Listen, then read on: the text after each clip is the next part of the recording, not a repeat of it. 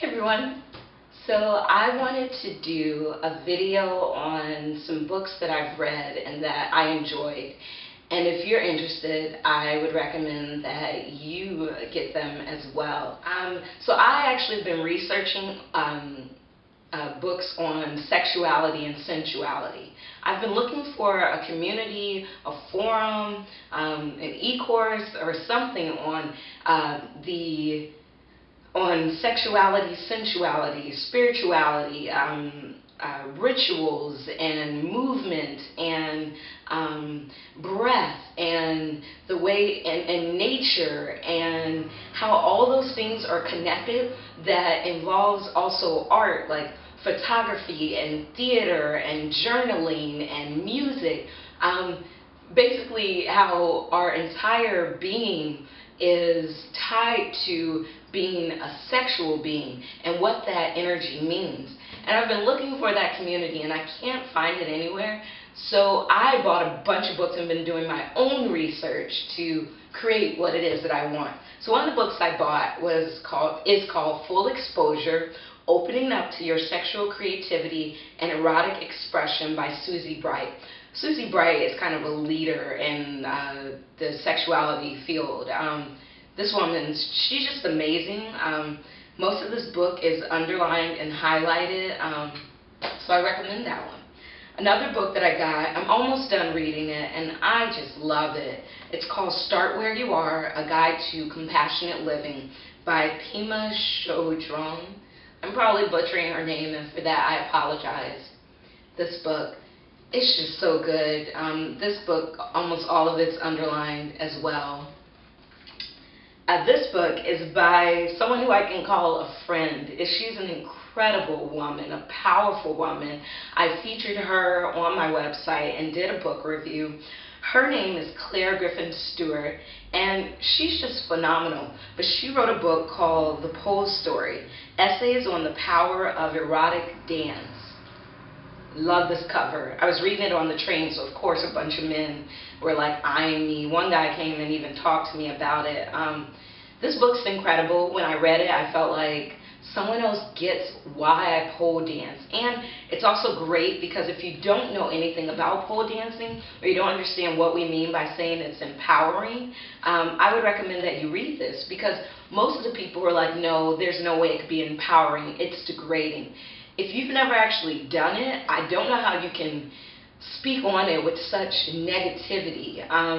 Also, there's a quote by Dita Von Teese, and it goes something to the effect of, no one else can decide what's degrading for you. If you've never done it, but you have such strong opinions about it, I'd recommend that you read that book just to get a little more education on what it is and the potential for it and what it's doing and how it's like creating jobs and opportunities. And yeah, anyways, great book. The next book that I would recommend, we'll go to that one next. It's called Denial, A Memoir of Terror by Jessica Stern. This book is, well, it's a memoir, as the title says, and it's a heavy book. It's about this woman and her sister who their house, like a guy came into the house at gunpoint and raped her and her sister. And now that she's older, she goes back to kind of research what happened in this small, presumably safe town. You know, before she even goes back to research her story, she went on to get a PhD in, like, what is it in? I don't even know, like governments and stuff hire her to go to places where terrorists live and to like interview them and study them. And so then after years of doing this, she then goes back to research her story and to get a little peace of mind. And it's such an amazing book. You know, there are many memoirs on where survivors have written, and they have different perspectives and different voices, and hers is one that I really resonated with. I don't want to say I enjoyed the book because it's a difficult subject matter, but I resonated with it and I appreciated it. The next one is The Good Girl's Guide to Bad Girl Sex by Barbara Kiesling, who also has a PhD. Now, let me just say, I wish she'd given the book another title. I felt like I don't know why she gave the title, but I saw this book come up in a lot of my searches, and I didn't get it because I didn't like what the title implied. The Good Girl's Guide to Bad Girl Sex. Like, you're already separating us. Like, I just didn't like the title. So I was like, no, I'm not getting it. But then I was like, since I have such a strong reaction to it, let me get it, see what it's about. And the book actually is amazing, and the exercises and what she has to say, I just wish she had given it a better title because it doesn't do it justice. And what she's talking about, sex in general and how women embrace it, it's not good girls or bad girls. It's women embracing who they are and owning it and learning to express and articulate what their preferences are and what their history has been and what they want going forward. And it doesn't make you good or bad. So I feel like she did the title just so that the books would sell, just so that it would cause some kind of controversy, or maybe that's just what she had a preference for. But I feel like it's probably also turning some people off to buying the book, and I feel like this is a book for every woman. So, great book, bad title. Lastly, I don't know if you've heard, but you probably have. There's the 50 Shades trilogy. This is the third one, 50 Shades Free. Or the first two, 50 Shades of Grey, then 50 Shades something. What was the second one? I don't know. And then this one, 50 Shades of Grey, 50 Shades Darker, and then 50 Shades Free. I got all three books. I read them probably in under 2 weeks. And, you know, apparently all the suburban mommies with their double strollers that have, like, the toddler and their little chihuahua and, you know, in it are all reading it in their book clubs. And a bunch of women around the world are reading it, and some men. And then I also see tweets from my male friends who are like, oh, it's stupid.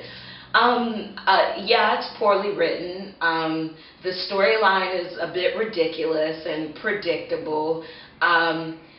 But the book is big because it's exploring the fetish world. It's exploring, you know, delving deeper into sexuality and not just, you know, having sex in missionary position, but, you know, exploring sex with chains and whips and handcuffs and ropes and stuff. So of course that's interesting because, you know, we don't talk about that every day. It's just like when the movie Secretary came out, or the book and the movie The Story of O came out, or what is that book? 9 Weeks Later, or 9 Weeks something. It's a book and a movie. And whenever those kinds of things come out, they kind of cause people start talking, and women want their husbands to spank them when they're having sex. So the book itself, it wasn't that great, but it's giving women more freedom to think about more sexuality and to have conversations about things more than doggy style and maybe you dress up in a French maid costume, because exploring sex and fantasies and fetishes goes way deeper than that. Then I'm grateful for the book for doing that, and you know the woman who wrote it, she's making bank, so I can't knock her. Like, I wish her all the abundance in the world, but it's just, the book just sucks because it's not. This is what I mean. It's an enjoyable read and it's titillating, and some of the sex scenes are great. But if you are into the fetish community, if you're into BDSM, then that book is nothing. I've talked about it on my website. I put up a post called My Erotic Manifesto, I think something like that.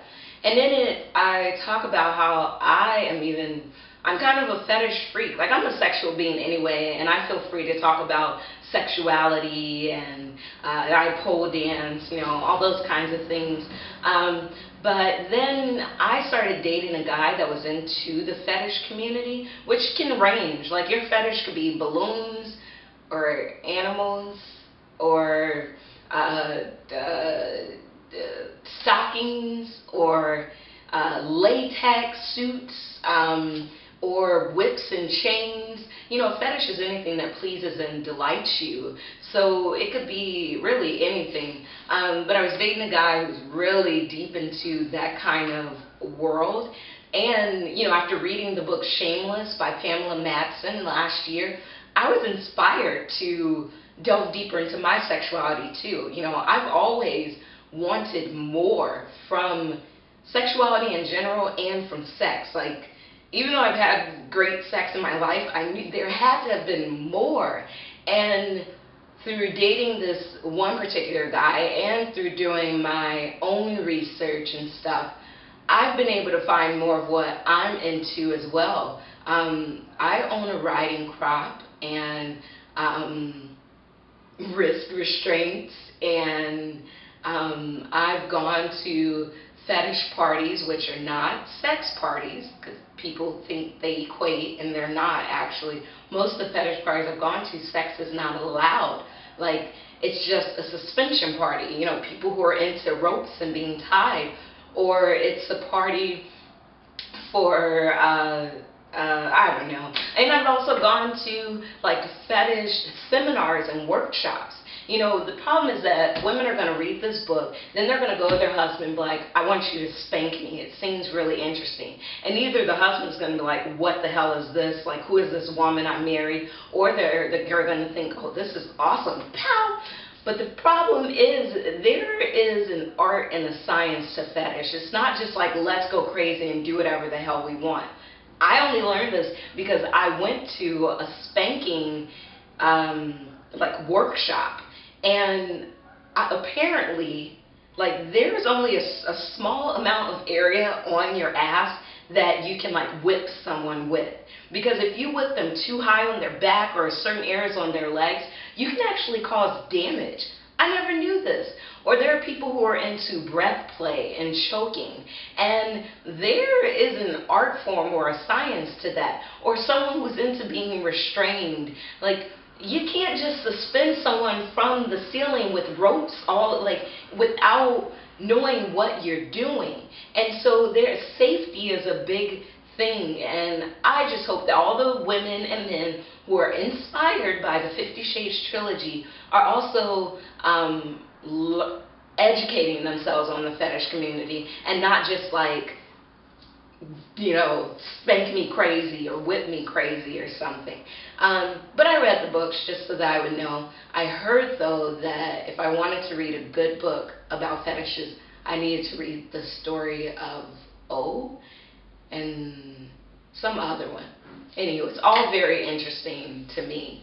So those are the books that I recommend. What books have you been reading?